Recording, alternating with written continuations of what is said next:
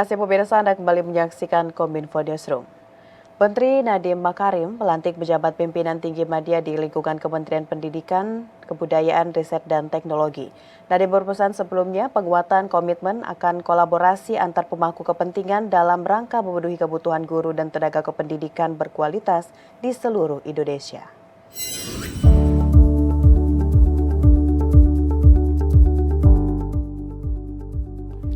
Menteri Pendidikan, Kebudayaan, Riset, dan Teknologi Nadiem Anwar Makarim melantik sejumlah pejabat pimpinan tinggi media di lingkungan Kemendikbudristek. Salah satunya ialah Direktur Jenderal Guru dan Tenaga Kependidikan Nunung Suryani. Adapun dalam pelantikan tersebut, Nadiem berpesan kepada Dirjen GTK untuk terus menjalankan program peningkatan kualitas guru dan tenaga kependidikan, terutama dalam mengawal pengadaan guru P3K. Meskipun telah menorehkan hasil yang positif, Nadiem meminta kepada Dirjen GTK untuk memperkuat kolaborasi dengan berbagai pemangku kepentingan dalam rangka memenuhi dan pemerataan kebutuhan guru dan tenaga kependidikan yang berkualitas di seluruh Indonesia. Selain Dirjen GTK, Kemendikbudristek juga melantik staf ahli bidang regulasi Nur Syarifah serta staf ahli bidang manajemen talenta Tatang Mutakin, yang mana ketiga jabatan ini memiliki peran penting dalam melanjutkan transformasi sistem pendidikan Indonesia melalui gerakan Merdeka Belajar. Selain itu, komitmen kita untuk meningkatkan kesejahteraan guru juga telah menunjukkan hasil yang menggembirakan. Sebanyak lebih dari 293.000 guru honorer sudah diangkat menjadi ASN melalui program ASN P3K yang kita selenggarakan bersama kementerian, lembaga terkait, dan juga pemerintah daerah. Dalam hal ini, Dirjen GTK memiliki tugas yang sangat penting untuk program-program peningkatan kualitas guru dan tenaga kependidikan, termasuk mengawal pengadaan guru P3K. Kita perlu memastikan guru yang diangkat menjadi pegawai pemerintah terjamin kompetensi dan kualitasnya. Selain itu, Dirjen GTK juga harus memperkuat kolaborasi dengan pemangku kepentingan terkait untuk memenuhi kebutuhan GTK berkualitas di seluruh Indonesia. Pemirsa, pemerintah resmi meluncurkan program revitalisasi pendidikan vokasi dan pelatihan vokasi untuk meningkatkan kualitas SDM Indonesia. Program revitalisasi pendidikan dan pelatihan vokasi ini merupakan amanat Perpres nomor 68 tahun 2022 yang ditetapkan pada 27 April 2022. Menghadapi masa bonus demografi pada tahun 2030, Indonesia secara bertahap memenuhi dan meningkatkan kualitas SDM yang kompeten, produktif, dan terampil. Hal itu ditegaskan Presiden Joko Widodo dalam acara peluncuran Perpres Revitalisasi Pendidikan Vokasi di Hotel Shangri-La, Jakarta pada tanggal 21 Februari lalu. Presiden menilai perubahan di berbagai sektor kehidupan sangat cepat. Karenanya masyarakat diminta untuk mampu beradaptasi dengan memiliki keahlian pada sektor pekerjaan baru. Bonus demografi akan membawa Indonesia masuk ke dalam 5 besar negara ekonomi terkuat pada tahun 2045 mendatang. Pembangunan infrastruktur selama 7 tahun terakhir menjadi momentum pengembangan potensi putra-putri daerah dalam menjawab kebutuhan tenaga terampil dunia kerja. Presiden berharap dengan Perpres nomor 68 tahun 2022 tentang revitalisasi pendidikan vokasi dan pelatihan vokasi sumber daya manusia mampu menghasilkan SDM berkompeten. Saya ingin peluang-peluang kerja ini diisi oleh SDM Indonesia yang memiliki keahlian, yang memiliki dedikasi, yang memiliki etos kerja yang tinggi, semangat dan cita-cita besar untuk mewujudkan kemajuan Indonesia. Itu saja yang ingin saya sampaikan. Dengan mengucap Bismillahirrahmanirrahim, program revitalisasi pendidikan dan pelatihan vokasi saya luncurkan hari ini. Terima kasih. Wassalamualaikum warahmatullahi wabarakatuh. Beralih ke informasi lainnya, pemirsa, Presiden Republik Indonesia Joko Widodo bicara mengenai Ibu Kota Nusantara (IKN) pada Muktamar ke-18 Pemuda Muhammadiyah di Balikpapan, Kalimantan Timur. Presiden menekankan bahwa pembangunan infrastruktur di Ibu Kota Nusantara harus memperhatikan faktor lingkungan. Dalam kunjungan kerja ke Kalimantan Timur, Presiden Joko Widodo menghadiri peresmian pembukaan Muktamar ke-18 Pemuda Muhammadiyah yang digelar di Balikpapan Sport and Convention Center. Di kesempatan itu, Presiden mengungkapkan sejumlah alasan mengenai pembangunan Ibu Kota Nusantara, di mana menurutnya alasan utama dibangunnya IKN adalah pemerataan baik dari sisi ekonomi, penduduk maupun pembangunan. Presiden juga menekankan bahwa pemindahan ibu kota bukan sekedar pemindahan fisik terkait bangunan atau gedung-gedung pemerintahan, melainkan pemindahan budaya kerja dan pola pikir baru, disertai dengan sistem dan sumber daya manusia yang dipersiapkan dengan baik. Semuanya ada di Jawa, 58%, dan 56% penduduk Indonesia itu ada di Jawa. Betapa sangat padatnya Pulau Jawa.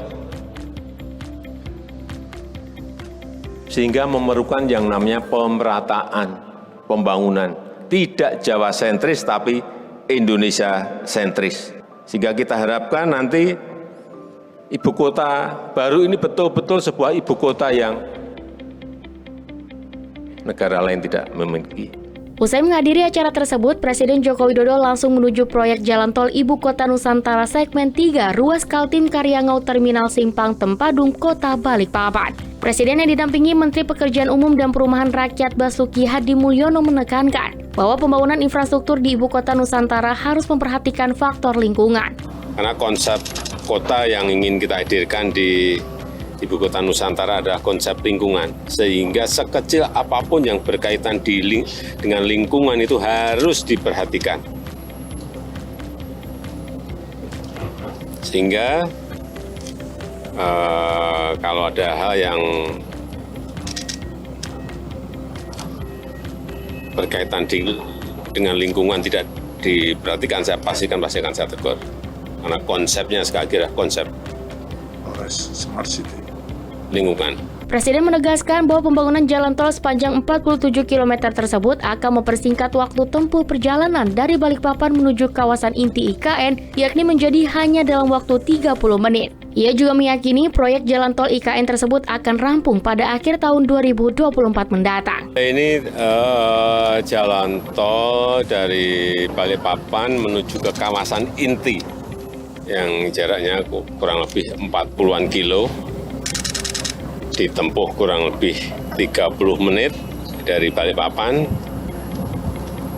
sudah berjalan lapangannya, kita bisa lihat.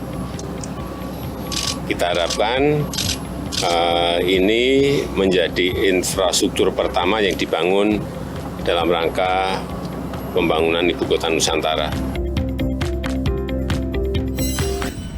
Kementerian Komunikasi dan Informatika berkolaborasi dengan Kementerian Agama melaksanakan pelatihan penyuluh informasi publik di Kota Palembang, Sumatera Selatan. Pada kegiatan pelatihan, para peserta PIP selain akan mendapatkan materi dari para pengajar Kemenak, juga akan menerima materi terkait berbagai informasi dan program serta kebijakan pemerintah.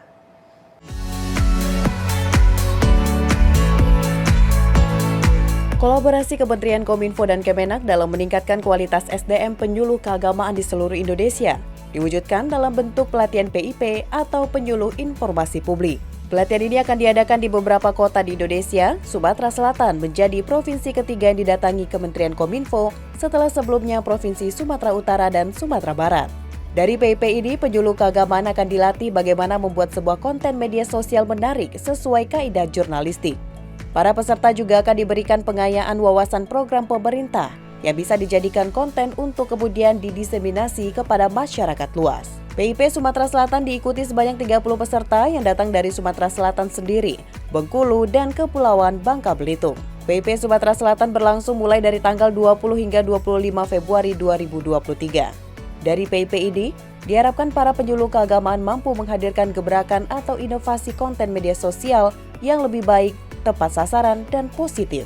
Para peserta pertama mendapatkan hal-hal yang bersifat keilmuan tentunya dari berbagai materi yang diberikan luar biasa mengenai informasi publik, mengenai pelayanan publik, dan mengenai keadaan sosial keindonesiaan, juga memahami dan mengerti tentang sosial berbasis agama, tentunya bukan menjadi penghalang untuk kita bekerja sama, bukan menjadi penghalang untuk kita bisa memajukan Indonesia. Ya, bersama insya Allah kita bisa memajukan Indonesia ke depan. Sementara itu, peserta pelatihan informasi publik sangat bersyukur bisa mengikuti kegiatan ini dan berharap benar-benar bisa berkontribusi dalam membantu pemerintah mempromosikan berbagai kegiatan untuk meningkatkan kesejahteraan rakyat. Ini alhamdulillah saya mengucapkan terima kasih kepada Kominfo dan Kementerian Agama Republik Indonesia dikarenakan telah terpilih diikutsertakan menjadi penyuluh informasi publik Redwomen tahun 2023. Mudah-mudahan ini semua menjadi motivasi saya pribadi dan teman-teman yang terpilih menjadi penyuluh informasi publik tahun 2023 ini dapat menyampaikan informasi-informasi dari pemerintah ini khususnya. Mudah-mudahan ya apa yang kami peroleh dan diamanahkan bagi kami selaku penyuluh informasi publik ini dapat bermanfaat bagi negara Indonesia, nusa dan bangsa serta agama. Pemirsa, sesaat lagi kami akan kembali dengan informasi Gernas BBI dan BBWI Sulawesi Tengah.